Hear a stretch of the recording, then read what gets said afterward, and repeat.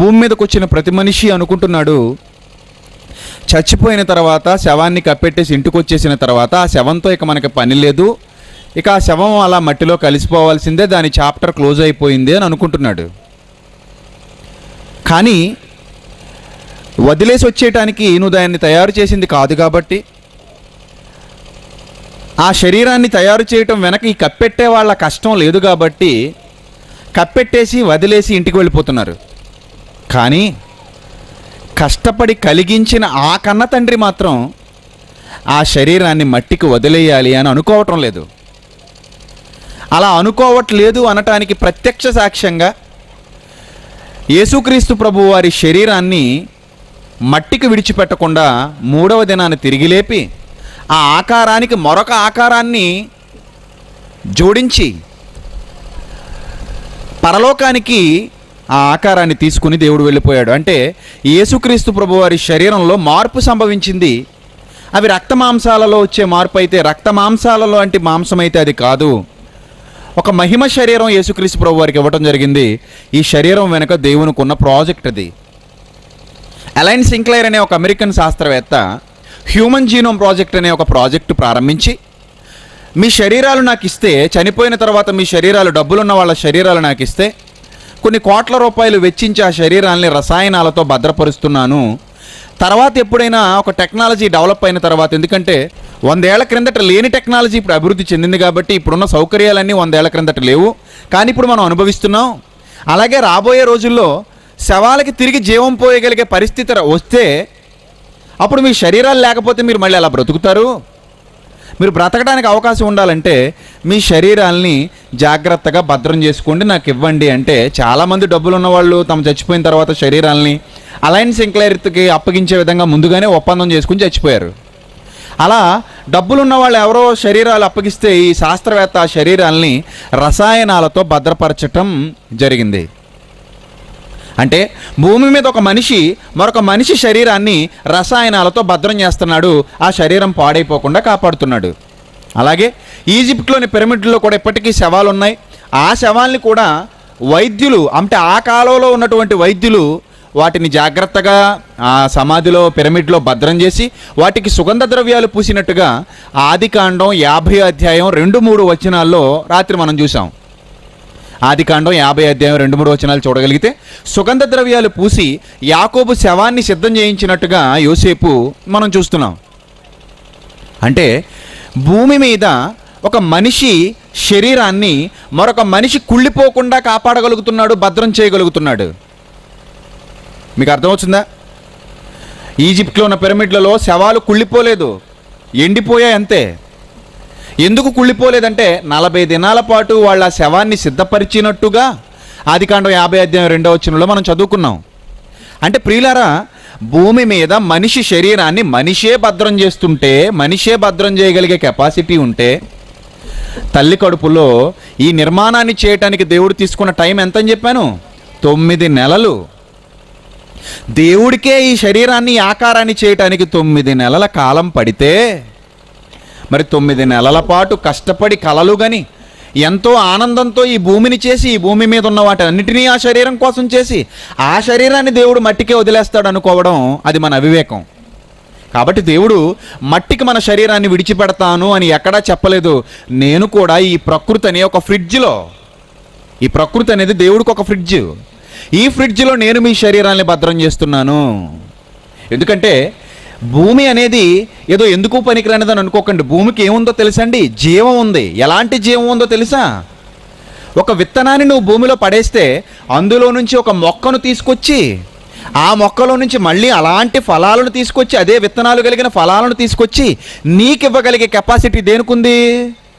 భూమికి ఉంది. అంటే భూమికి పండించే గుణం ఉంది. అలాంటి భూమిలోనే దేవుడు మానవ ఆకారాలను భద్రం చేస్తున్నాడు, మానవ శరీరాలను దేవుడు భద్రం చేస్తున్నాడు అనటానికి కొన్ని రెఫరెన్సెస్, ప్రారంభ శతాబ్దంలో వాళ్ళు అర్థం చేసుకోలేకపోయిన రెఫరెన్సెస్ కొన్ని మీకు చూపించాను. ఇప్పుడు కూడా చూపిస్తున్నాను, జాగ్రత్తగా చూడండి. యెహెజ్కేలు గ్రంథం 37వ అధ్యాయం 12-13 వచనాలు ఒకసారి చదువుకుందాం. యెహెజ్కేలు గ్రంథం 37వ అధ్యాయము 12-13 వచనాలు.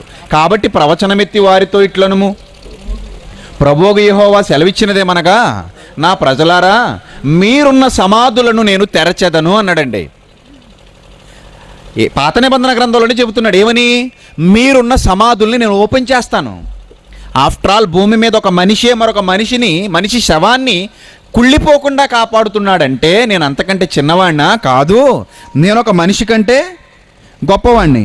కాబట్టి మీరున్న సమాధులు నేను తెరుస్తాను, ఆ సమాధులలో ఉన్నటువంటి మిమ్మల్ని బయటికి రప్పిస్తాను. చూసారా, సమాధిలో ఉన్న శవాన్ని బయటికి రప్పిస్తాను అని ముందుగానే దేవుడు చేస్తున్న వాగ్దానం ఇది. ఆయనకు అసాధ్యమైనది ఏముంది చెప్పండి? దేవుడు అంటే చిన్నవాడని అనుకోకండి. ఒక శాస్త్రవేత్తను ప్రపంచం నమ్ముతుంది, ఒక మనిషిని ప్రపంచం నమ్ముతుంది, ఒక అలయన్స్ ఇంక్లైర్ని నమ్మి ఎంతోమంది తమ శరీరాలు అప్పగించారు. కానీ దేవుడిని మాత్రం సమాజం నమ్మలేకపోతుంది. దేవుడు వీళ్ళందరికంటే గొప్పవాడు, ఆయన ఏదైనా చేయగలడు. అసలు ఈ ప్రకృతిని ఎలా కలిగించాడో తెలుసా దేవుడు? ఆయన లేని వాటిని ఉన్నట్టుగా పిలిచేవాడు. ఈ ప్రకృతిలో ఏమీ లేనప్పుడు ఈ ప్రకృతిని కలిగించాడంటే దేవుడు, ఆయన లేని వాటినే ఉన్నట్టుగా పిలిచేవాడు. He's a creator. దేవుడు సృష్టించినదంతా కూడా ఏమీ లేని స్థితిలో నుంచి తీసుకొచ్చాడు. అలాగే సమాధిలో నుండి తిరిగి తీసుకురాగలిగే శక్తి ఎవరికి ఉంది? దేవుడికి ఉంది. ఆయనకు అసాధ్యమైనది ఏదీ లేదు. అదే చెబుతున్నాడు, నేను మీ సమాధులు తెరుస్తాను, సమాధుల్లో నుండి మిమ్మల్ని బయటికి రప్పిస్తాను, ఇశ్రాయేలు దేశంలోనికి తోడుకొని వస్తాను. 13వ వచనం, నా ప్రజలారా, నేను సమాధులను తెరిచి సమాధుల్లోనున్న మిమ్మల్ని బయటికి రప్పించగా నేను యెహోవానై ఉన్నానని మీరు తెలుసుకుంటారు. ఈ ప్రవచనాన్ని దేవుడు నెరవేర్చి చూపించాడు. ఎక్కడ నెరవేర్చాడో కూడా మీరు చూశారు. మత్తయి సువార్త 27వ అధ్యాయము 50 నుంచి 53 వచనాలు జాగ్రత్తగా చూడగలిగితే, దేవుడుకున్నటువంటి ప్రాజెక్ట్, భవిష్యత్తులో ఈ శరీరంతో ఆయన ఏదైతే చేయబోతున్నాడో, ఈ శరీరాన్ని కలిగించడానికి ముందు ఆయనకు ఉన్న ప్రణాళిక ఏంటో, అసలు ఏ దేహాన్ని ఈ దేహం మీదకి పంపించాలని ఈ దేహాన్ని ముందుగా సిద్ధం చేశాడో, దానికి సంబంధించిన ఒక అద్భుతమైన ప్రాజెక్టు లేదా ప్రణాళికను గురించి దేవుడు మాట్లాడుతున్నాడు. మత్తయి సువార్త 27వ అధ్యాయము 50 నుంచి 53 వచనాలు ఒకసారి మీ బైబిల్ ఓపెన్ చేసి చూడండి, చదవండి. యేసు మరలా బిగ్గరగా కేకవేసి ప్రాణం విడిచెను. అప్పుడు దేవాలయపు తెర చినిగెను, భూమి వణికెను, బండలు బద్దలాయను, సమాధులు తెరవబడెను. చూసారా, సమాధులు తెరవబడ్డాయట. ఎవరి సమాధులు ఇవి? అంతకు ముందే ఇశ్రాయేలు దేశంలో బ్రతికి చచ్చిపోయిన నీతిమంతుల సమాధులు. నీతిమంతులు దేవుని కోసం బ్రతికి నీతిమంతులు చచ్చిపోయారు. వాళ్ళని తీసుకెళ్లి ఇశ్రాయేలీలు అందరూ సమాధిలో పెట్టేశారు, సమాధి చేశారు, మట్టిలో కప్పెట్టేశారు. ఆ శవం ఏమైంది? మట్టిలో కలిసిపోయింది. కానీ దేవుడు ఒక రోజున, యేసుక్రీస్తు ప్రభువారు మరణించిన రోజున ఆ అద్భుతాన్ని చేసి చూపించాడు. ఏంటో అద్భుతం? అనేకుల సమాధులు తెరవబడెను, నిద్రించిన వారు అనేకుల పరిశుద్ధుల శరీరములు లేచెను. వారు సమాధుల్లో నుండి బయటికి వచ్చి ఆయన లేచిన తరువాత పరిశుద్ధ పట్టణములో ప్రవేశించి అనేకులకు కనబడ్డారు. అదే శరీరాలతో, బ్రతుకున్నప్పుడు ఏ శరీరాలతో అయితే యెరూషలేములో కదిలారో, తిరిగారో, అదే శరీరాలతో ఎక్కడికి వచ్చి కనబడ్డారట? మళ్ళీ అదే యెరూషలేములోనికి వచ్చి అందరికీ కనబడ్డారట. అంటే చనిపోయిన వారిని సమాధులలో నుండి నేను తిరిగి లేపబోతున్నాను అని దేవుడు చేసిన వాగ్దానాన్ని ఇదిగో నెరవేర్చి చూపించాడు. అదే యేసుక్రీస్తు ప్రభు వారి విషయంలో జరిగించాడు. కాబట్టి ప్రియమైన దేవుని వారలారా, రాత్రి మీరు విన్నారు, దేవునికి మన శరీరం పట్ల ఉన్నటువంటి అమూల్యమైన ప్రణాళిక. ఈ శరీరాన్ని ఇలాగే మట్టిలో పంపేయాలని దేవుడు అనుకోవట్లేదు, దీన్ని తిరిగి లేపుతాను అంటున్నాడు. అదే యేసుక్రీస్తు ప్రభు వారు ధృవీకరిస్తూ యోహాను సువార్త 5వ అధ్యాయము 28-29 వచనాలు మరొకసారి చూద్దాం. యోహాను సువార్త 5వ అధ్యాయము 28-29 వచనాలు జాగ్రత్తగా చూడాలి.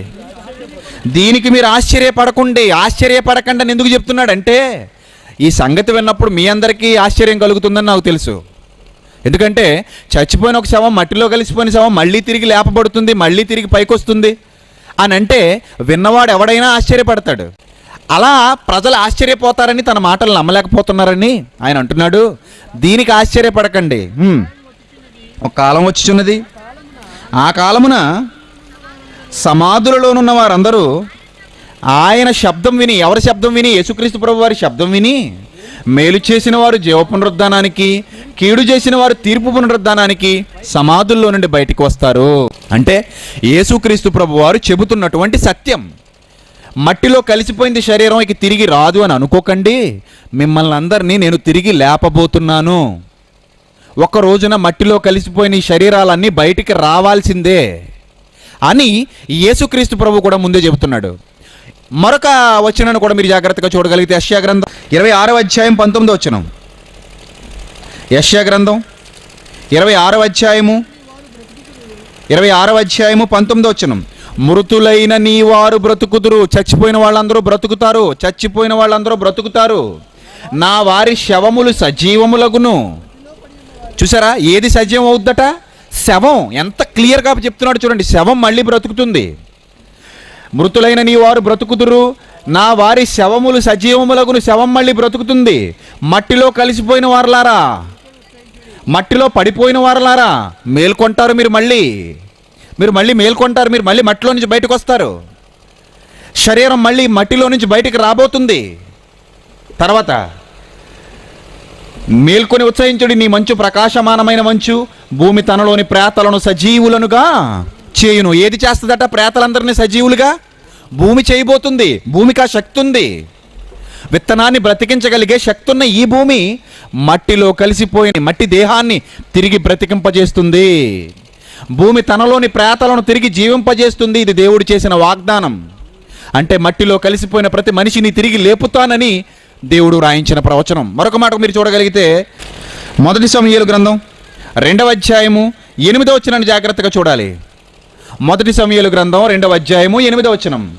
దరిద్రులను అధికారులతో కూర్చుండబెట్టుటకు మహిమ గల సింహాసనమును స్వతంత్రింపజేయుటకును వారిని మంటిలో నుండి ఎత్తువాడు ఆయనే. ఏదట? మహిమ గల సింహాసనాన్ని స్వతంత్రింపజేయటానికి ఎక్కడి నుంచి తీసుకెళ్తానంటున్నాడు? మట్టిలో నుండి ఎత్తువాడు ఆయనే. మట్టిలో నుండి తిరిగి లేపేవాడు ఆయనే. అంటే మట్టి కట్టెకు మరో రూపాన్ని ఇవ్వాలని దేవుడు అనుకుంటున్నాడు. మట్టి కట్టెకు మరో రూపాన్ని ఇవ్వాలని దేవుడు అనుకుంటున్నాడు. దేవుడు అనుకుంటున్న ఈ మాటలు ఆనాటి నుండి ఈనాటి వరకు ఎవరికీ అర్థం కాలేదు. జీవ పునరుద్ధానానికి వెళ్ళాలన్నా, తీర్పు పునరుద్ధానానికి వెళ్ళాలన్నా నువ్వు శరీరంతోనే వెళ్ళాలి. నీ శరీరంతోనే నిన్ను అక్కడికి తీసుకుని వెళ్తాడు. శరీరంతో నువ్వు వెళ్ళాలంటే శరీరాన్ని మళ్ళీ తిరిగి లేపుతాడు. అంతవరకు ఆత్మ ఎక్కడుంటుంది? చూసారా, ఇవన్నీ సందిగ్ధమైన ప్రశ్నలండి. దేవుని జ్ఞానం అనేది మనం చాలా కష్టపడి అర్థం చేసుకోవాలండి. ఈజీగా మనకు అర్థం కాదు. ఆయన చెబుతున్నాడు, శరీరాల్ని తిరిగి లేపుతాను. ఈ మాట మీకు నమ్మశక్యంగా ఉండదు. రాత్రి మీకు చెప్పాను, చాలామంది నమ్మరు. ప్రారంభ శతాబ్దంలో కూడా నమ్మలేదు. మట్టి కట్టెకు మరో రూపం అని పౌలు టైటిల్ పెడితేనే ప్రారంభ శతాబ్దంలో ఎవరు నమ్మలేదండి. ఎందుకు నమ్మలేదు? వాళ్ళకి దేవుని శక్తి మీద నమ్మకం లేదు. దేవుడు మట్టిలో ఉన్న శరీరాన్ని తిరిగి లేపగలడు. పంచభూతాల్లో గాల్లో కలిసిపోనివ్వండి, కట్టెల్లో పెట్టి కాల్చేనివ్వండి, లేకపోతే సముద్రంలో పడనివ్వండి. సముద్రము కూడా తనలోని ప్రేతలను, తనలోని మృతులను అప్పగిస్తుందని ప్రకటన గ్రంథంలో రాత్రి మీరు చదువుకున్నారు. ప్రకటన గ్రంథం 20వ అధ్యాయం 13వ వచనంలో సముద్రము తనలో ఉన్న మృతులను దేవుడికి అప్పగించేస్తాడు. సముద్రం అంటే ఈ పంచభూతాలు దేవుడు అడిగిన వెంటనే తమలో భద్రం చేసిన శరీరాలను తిరిగి ఇచ్చేయాలి. ఇది దేవుడు పంచభూతాలకు పెట్టినటువంటి రూలు. పంచభూతాలారా, నేను ఎప్పుడైతే అడుగుతానో అప్పుడు మీలో దాచుకున్న దేహాలన్నిటినీ నాకు మళ్ళీ తిరిగి అప్పగించాలి. అది గాలి కానివ్వండి, నీరు కానివ్వండి, అగ్ని కానివ్వండి, భూమి కానివ్వండి, ఏదైనా సరే నాకు నేను అప్పగించిన దేహాలను మళ్ళీ నాకు తిరిగి మీరు అప్పగించాలి. అలా అప్పగిస్తే ఆ దేహానికి నేను మరో రూపాన్ని ఇవ్వబోతున్నాను. అదే మహిమ శరీరం. ఈ విషయాన్ని పౌలు చెబితే ఒకడు వచ్చాడట, వాడి పేరు అవివేకి. ఆ అవివేకి వచ్చి అడిగాడు పౌల్ని, ఏమని అడిగాడు? ఏటి మట్టి కట్టుకు మరో రూపమా? మట్టి కట్టుకు మరో రూపమా అంటే మేము బుర్ర తక్కువలో అనుకున్నావా? మట్టిలో పెట్టేస్తే శవాన్ని పురుగులు తినేసాయి, మట్టిలో కలిసిపోయింది, అదేమో కుళ్ళిపోయింది, లోపల పుర్రే ఎముకలు మిగిలాయి, కొన్నాళ్ళకి అవి కూడా మట్టిలో కలిసిపోయాయి. మొత్తానికి శరీరం మొత్తం నాశనం అయిపోతే, మట్టి అయిపోతే, మట్టిలోంచి మళ్ళీ దేహం మొలుచుకుని వచ్చేస్తుందని మాకు చెప్తున్నావా సోది అని తెలివైనోడు అనుకున్నాడు. వచ్చి అడిగేశాడు ఎవరిని? పౌలు గారిని. నేను తెలివైనోడు అన్నట్టుగా ప్రశ్నించాడు వచ్చి. అప్పుడు పౌలు గారు ఏమన్నారు తెలుసా? రాత్రి మీరు చూశారు, కొరింథీయులకు రాసిన మొదటి పత్రిక 15వ అధ్యాయం 35వ వచనం. కొరింథీయులకు రాసిన మొదటి పత్రిక 15వ అధ్యాయము 35వ వచనం. అయితే మృతులు ఎలాగు లేతురు? వారు ఎలాంటి శరీరంతో వస్తారు అని ఒకడు అడుగుతున్నాడట. మృతులు ఎలా లేస్తారయ్యా, చచ్చిపోయి మట్టిలో కలిసిపోయినాడు ఎలా వస్తాడు, వారు ఎలాంటి శరీరంతో వస్తారని ఒకడు అడుగుతున్నాడు. అయితే ఇతనేమని చెప్తున్నాడు, ఓ అవివేకి, ఓ మహాజ్ఞాని అనటం లేదు. ఓ అవివేకి, నువ్వు విత్తనాన్ని బట్టికెళ్ళి విత్తుతున్నావు కదా, వరిగింజ కానీ గోధుమ గింజ కానీ అది ఏ గింజ అయినను సరే అది చచ్చితే కానీ బ్రతికింపబడదు కదా. నువ్వు విత్తిన విత్తనం చావాలి కదా, చచ్చిపోయిన తర్వాతే కదా అది మళ్ళీ బ్రతికింపబడుతుంది. అలాగే దేవుడు కూడా మన శరీరాన్ని భూమిలో విత్తుతున్నాడు, విత్తబడిన ఆ శరీరాన్ని ఒక రోజున బ్రతికిస్తాడు. ఓ అవివేకి, నీవు విత్తినది చచ్చితే కానీ బ్రతికింపబడదు కదా. నీవు విత్తినది ఏ గింజ అయినను సరే, అది గోధుమ గింజ అయినను మరి ఏ గింజ అయినను వట్టి గింజనే విత్తుచున్నావు కానీ పుట్టబోవు శరీరమును విత్తట్లేదు. శరీరాన్ని నువ్వు విత్తుతున్నావా? విత్తవు కదా. మామిడి టెంక విత్తుతావు, మామిడి చెట్టును విత్తావు, కానీ ఆ టెంకలో చెట్టు ఉంది నాయన. చింత పిక్క విత్తుతావు, చింత చెట్టును విత్తావు, కానీ ఆ పిక్కలో చింత చెట్టుంది నాయన. నీవు విత్తుచున్న గింజను బట్టి శరీరాన్ని దేవుడిస్తున్నాడు. నువ్వు గింజను విత్తి ఇంటికి వస్తున్నావు అంతే, శరీరాన్ని ఇచ్చే పని నీది కాదు, దేవుడిది. ఇది నీకు బాగా అర్థమైతే. అలాగే మాంసం ఉంది, అందరి మాంసం ఒకటి కాదు. దేవుడు సృష్టించిన మాంసాలన్నీ ఒకటి కాదు. మనిషి మాంసం వేరు, పక్షి మాంసం వేరు, మృగ మాంసం వేరు, చేప మాంసం వేరు. ఇలా మాంసాల్లో రకాలు ఎలాగైతే ఉన్నాయో రాబోయే శరీరంలో కూడా రకాలు ఉంటాయి. ఎలా? ఈ శరీరానికి ఉన్న మాంసం వేరు, దేవుడు ఇవ్వబోయే శరీరానికి ఉన్న మాంసం వేరు. యేసుక్రీస్తు ప్రభు వారి శరీరం ఉంది, మీ అందరికీ తెలుసు. యేసుక్రీస్తు ప్రభు వారు చనిపోయి తిరిగి లేచిన తర్వాత మహిమ శరీరంతో వచ్చారు. ఈ మహిమ శరీరంతో తిరిగి లేచిన తర్వాత శిష్యులందరూ ఒక ఇంట్లో ఉండి తలుపులు వేసేసుకున్నారట, ఒక గదిలో ఉండి. అప్పుడు యేసుక్రీస్తు ప్రభు వారు వచ్చి తలుపు కొట్టి తలుపు తీ పేతురు అన్నాడా? ఏమన్నాడు? డైరెక్ట్గా ఆ గోడలో నుండి తలుపు వేసి ఉండగానే ఆ శరీరం ఏమైంది? గదిలోకి వచ్చేసింది. అంటే ఈ శరీరం గోడలో నుంచి వెళ్ళలేదు, అంటే ఘన పదార్థంలో నుంచి ఈ శరీరం బయటికి రాలేదు.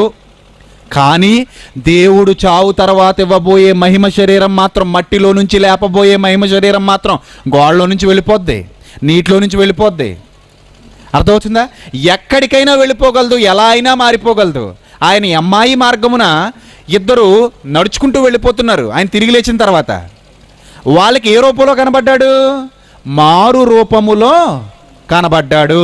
అంటే ఈ మహిమ శరీరంగా మారిపోయిన తర్వాత రూపాన్ని మార్చుకోగలదు. చూసారా? మహిమ శరీరం అంటే సామాన్యమైనది కాదు. ఈ శరీరం మీదకి మరో శరీరం, ఇది దేవుని ప్రాజెక్ట్. అందుకే ఆ మాంసం వేరేగా ఉంటుంది, ఈ మాంసం వేరేగా ఉంటుంది. మనిషి మాంసం వేరు, మృగ మాంసం వేరు, పక్షి మాంసం వేరు, చేప మాంసం వేరు. అలాగే ఈ మాంసం వేరు, రాబోయే మహిమ శరీరం యొక్క మాంసం వేరు. సూర్యుని మహిమ వేరు, చంద్రుని మహిమ వేరు, నక్షత్రాల మహిమ వేరు. అలాగే ఈ శరీరం మహిమ వేరు, రాబోయే శరీరం మహిమ వేరు అని ఒక ప్రాముఖ్యమైన సందర్భాన్ని అపోస్తులుడైన పౌలు చెప్పాడు. కిందకు వచ్చేసరికి జాగ్రత్తగా చూడగలిగితే 44వ వచనం, ప్రకృతి సంబంధమైన శరీరముగా విత్తబడి ఆత్మ సంబంధమైన శరీరముగా ఈ శరీరం లేపబడుతుంది. అంటే వడ్ల గింజగా విత్తబడి వరి మొక్క ఎలాగైతే లేచిందో, చింతపిక్కగా విత్తబడి చింత మొక్క ఎలాగైతే లేచిందో, కొబ్బరికాయగా విత్తబడి కొబ్బరి మొక్క ఎలాగైతే లేచిందో, అలాగే ప్రకృతి సంబంధమైన ఈ శరీరముగా విత్తబడి ఇందులో నుండి ఏది లేవబోతుంది? ఆత్మ సంబంధమైన శరీరం బయటికి రాబోతుంది. అలాగే కొరింథీయులకు రాసిన మొదటి పత్రిక 15వ అధ్యాయము 42వ వచనం చూడండి జాగ్రత్తగా.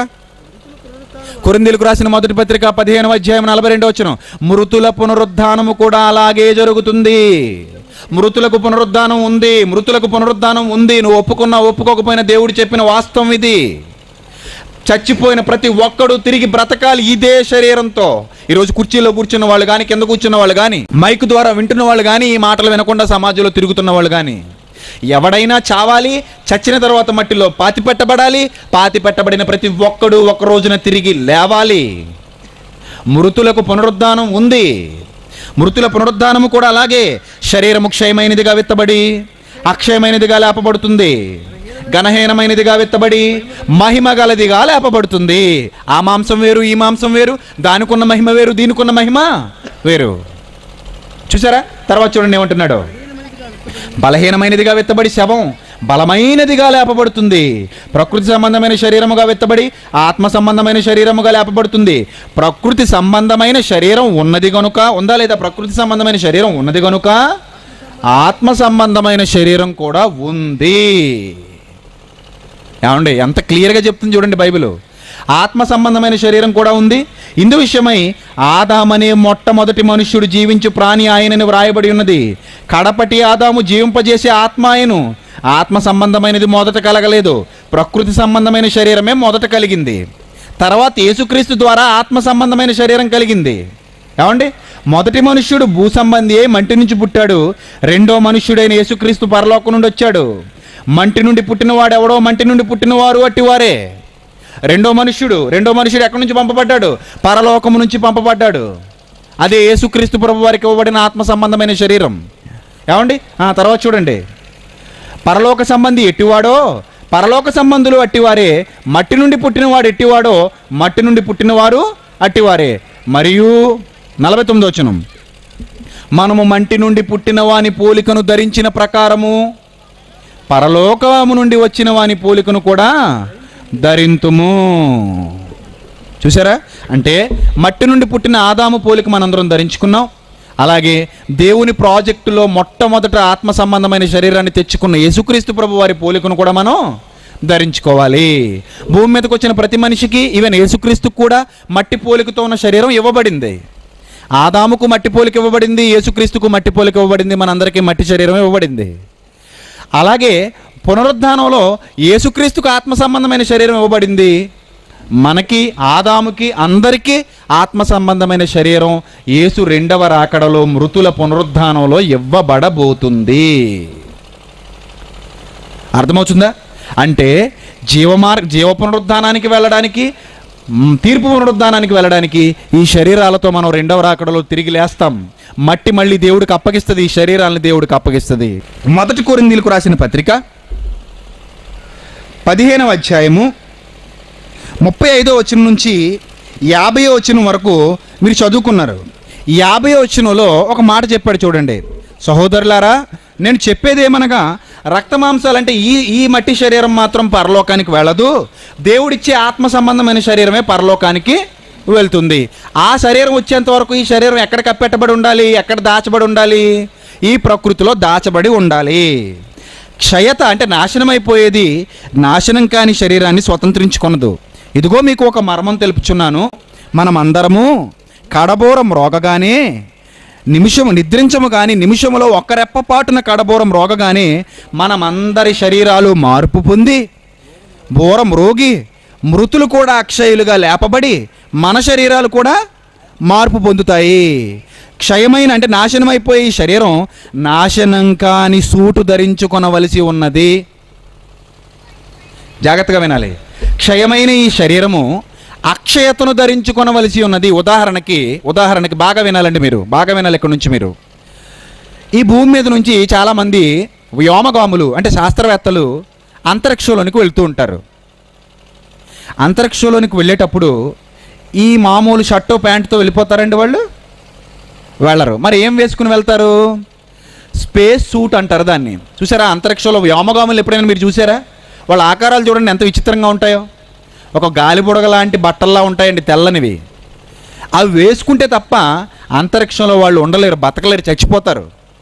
అంతరిక్షానికి వెళ్ళిపోతే ఈ దేహంతో ముక్కలుగా ఈ చర్మం రాలిపోతుంది, శరీరం మొత్తం ముక్కలుగా రాలి కింద పడిపోతుంది. అంతరిక్షంలో ఈ శరీరం ఉండలేదు. రెండవది, అక్కడ గాలి ఉండదు కాబట్టి మనిషి బతకలేడు. అక్కడికి వెళ్ళి మనం మనుగడ కొనసాగించాలంటే, అంతరిక్షంలోనికి వెళ్ళి ఈ శాస్త్రవేత్తలు రావాలంటే స్పేస్ సూట్ అనేది ధరించుకోవాలి. అలాగే శాశ్వత కాలం ఉండే పరలోకానికి ఈ రక్తమాంసాలు వెళ్ళలేవు. కాబట్టి ఈ రక్తమాంసాల మీద ఒక సూటు దేవుడు వేయాలనుకుంటున్నాడు. అదే మహిమ శరీరము. స్విట్జర్లాండ్ వెళ్ళాలండి. స్విట్జర్లాండ్ వెళ్ళాలంటే గోసుగుడ్డెట్టుకు వెళ్ళిపోగలవేటి? గోసుగుడ్డెట్టుకు వెళ్ళిపోతే స్విట్జర్లాండ్ ఉండగలవా? ఉండలేవు. మరి నువ్వు స్విట్జర్లాండ్ వెళ్ళి ఉండాలంటే ఎలాంటి డ్రెస్ ఉండాలి? నీకు చలికి తట్టుకోగలిగే డ్రెస్ ఉండాలి. అలాగే క్షయమైన ఈ శరీరంతో నువ్వు పరలోకానికి వెళ్ళలేవు. మృతుల పునరుద్ధానంలో దేవుడు నీకు ఇవ్వబోయే శరీరం మహిమ శరీరం. దాని గురించి అపోస్తలుడైన పౌలు మాట్లాడుతూ కొరింథీయులకు రాసిన మొదటి పత్రిక అదే 15వ అధ్యాయము 20వ వచనంలో ఒక అద్భుతమైన సందర్భాన్ని చెబుతున్నాడు. జాగ్రత్తగా చదవాలి. కొరింథీయులకు రాసిన మొదటి పత్రిక 15వ అధ్యాయము 20వ వచనం. ఇప్పుడైతే నిద్రించిన వారిలో అన్నాడు. నిద్రించిన వారంటే ఎవరండి? నిద్రించిన వారంటే ఎవరు? చచ్చిపోయిన వాళ్ళు అని అర్థం. చచ్చిపోయిన వాళ్ళల్లో ప్రథమ ఫలము. ఏమండి, భూమి మీద చావు అనేది ఎప్పుడు ప్రారంభమైందండి? పుట్టుక అనేది ఆదాముతో ప్రారంభమైంది. చావు అనేది ఎవరితో ప్రారంభమైంది? హేబేలుతో ప్రారంభమైంది.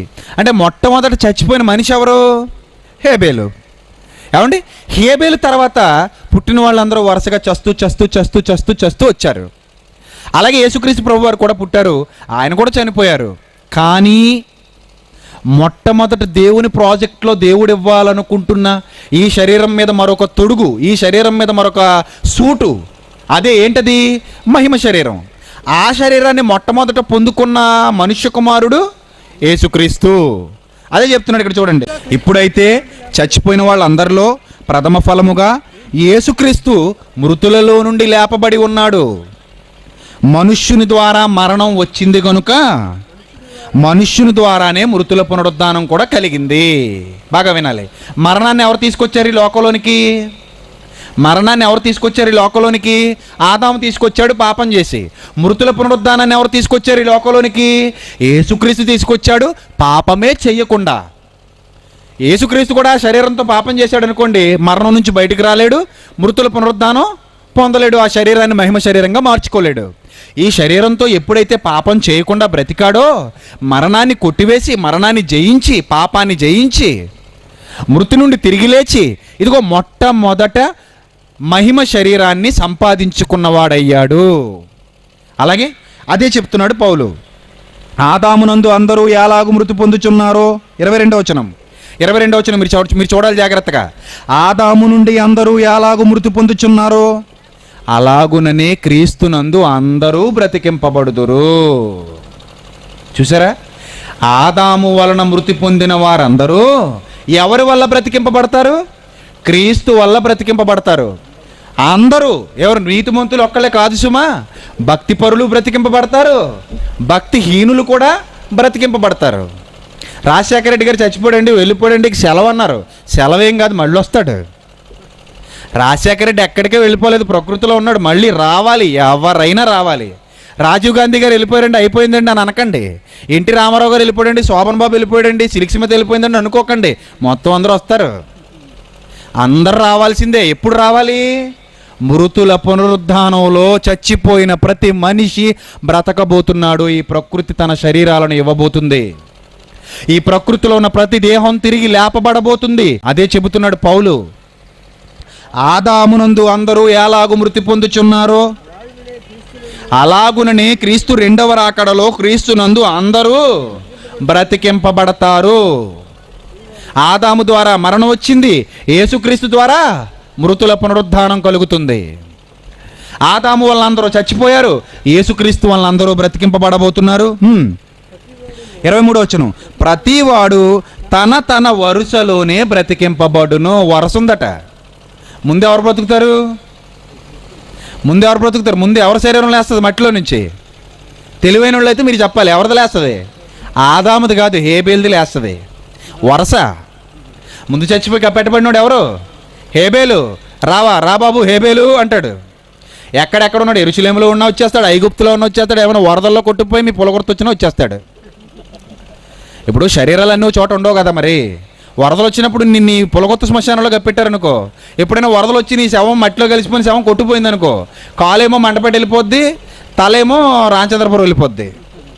అంటే మొత్తం మీద మట్టిలోనే ఉంటావు. ఎక్కడ కొట్టుకుపోయినా, కాల్లోకి పోయినా, లేకపోతే చెరువులోకి పోయినా, లేకపోతే ఇంకొక హైవే రోడ్డు కింద కప్పడిపోయినా, మొత్తం మీద ఎక్కడైనా ఈ ప్రకృతిలోనే ఉంటావు. ఎక్కడో చోట ఉంటుంది నీ బాడీ. ఒక మొక్క అమెరికాలో ఉన్నా పర్లేదు, ఒక మొక్క ఇంగ్లాండ్లో ఉన్నా పర్లేదు, మరొక మొక్క ఆఫ్రికాలో ఉన్నా పర్లేదు. ఎక్కడున్నా మొక్కలన్నీ ఏమైపోతాయి? రెండవ రాకడలో మొత్తం ప్రకృతిలో ఎక్కడెక్కడైతే నీ బాడీ ఉందో, నీ పార్టికల్స్ ఎక్కడెక్కడైతే ఉన్నాయో, నీ కణాలు ఎక్కడైతే ఉన్నాయో మొత్తాన్ని ప్రకృతి అప్పగించాలి. ఇది దేవుని శాసనం. అప్పటి వరకు ప్రకృతిలో నీ శరీరం భద్రంగా ఉంచబడాలి. హేబేలు అంటాడు, ఉన్నాను ప్రభువా, చిత్తం ప్రభు అని వస్తాడు పైకి, రావాలి. తర్వాత కయ్యను, ఆదాము, మోషే, దావీదు, ఇస్సాకు, యాకోబు, అబ్రహాము, యోధా, యెజబేలు, ఆహబు, అందరూ రావాలండి. వాడు భక్తిహీనుడా భక్తిపరుడా ఎవడు అనేది అనవసరం. ప్రతి ఒక్కడు తన తన వరుసలోనే బ్రతికింపబడును. మా తాత చచ్చిపోడండి, మా అమ్మమ్మ చచ్చిపోయిందని బాధపడకండి, వచ్చేస్తారు, కంగారు పడకండి, చూస్తారు మీరు వాళ్ళని. మీ తాత నీకు కనబడతాడు, మీ అమ్మమ్మ నీకు కనబడతాడు, మీ ముత్తాత నీకు కనబడతాడు, మీ ముత్తమామ నీకు కనబడుద్ది, అందరు కనబడతారు నీకు. అందరూ రావాల్సిందే. తన తన వరుసలోనే ప్రతి ఒక్కడు బ్రతికింపబడును. తర్వాత మరి చూడండి ఎంత బాగుందో. ప్రథమ ఫలము క్రీస్తు. అంటే ముందు మహిమ శరీరాన్ని తెచ్చేసుకున్నది ఎవరు? యేసుక్రీస్తు. ఏమండి?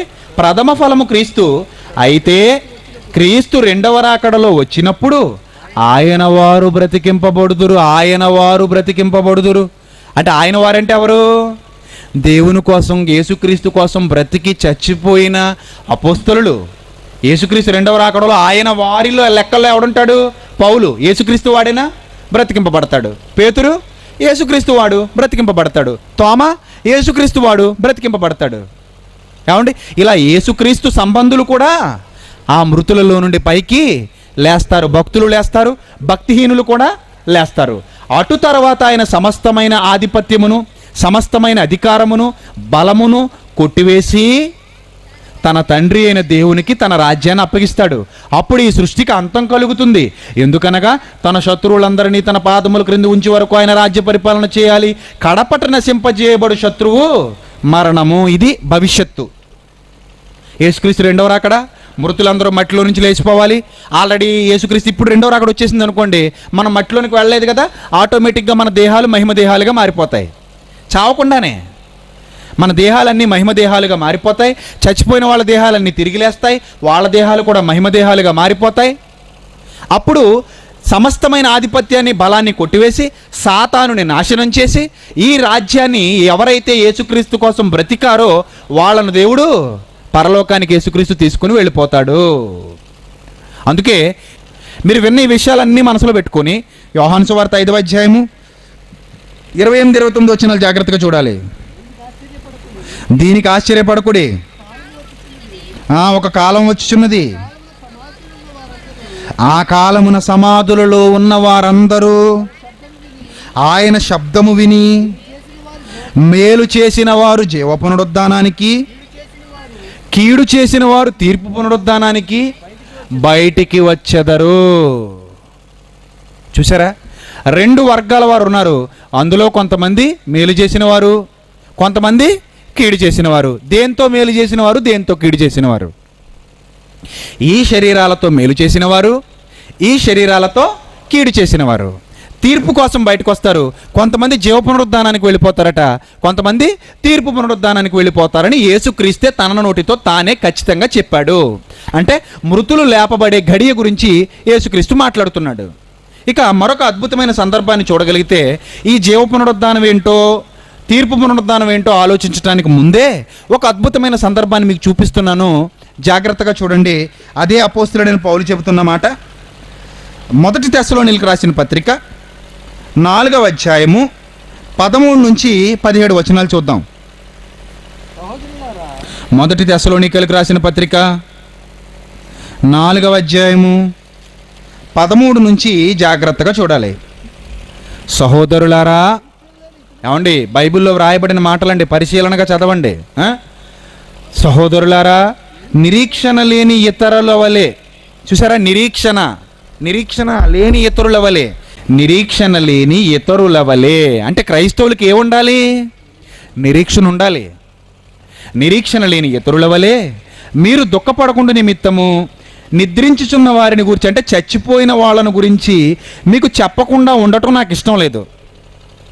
మీకు చెప్పాలనుకుంటున్నాను, మీకు తెలియకుండా ఉండటం నాకు ఇష్టం లేదు.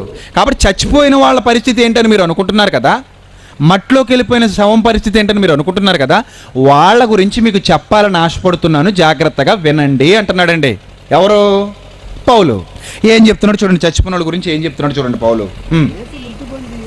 యేసు చనిపోయి అదే శరీరంతో మహిమ దేహాన్ని తీసుకుని తిరిగి లేచానని మనము నమ్మిన ఎడలా అదే ప్రకారముగా యేసునందు నిద్రించిన వారిని దేవుడు ఆయనతో కూడా వెంట పెట్టుకుని వస్తాడు. ఎప్పుడు?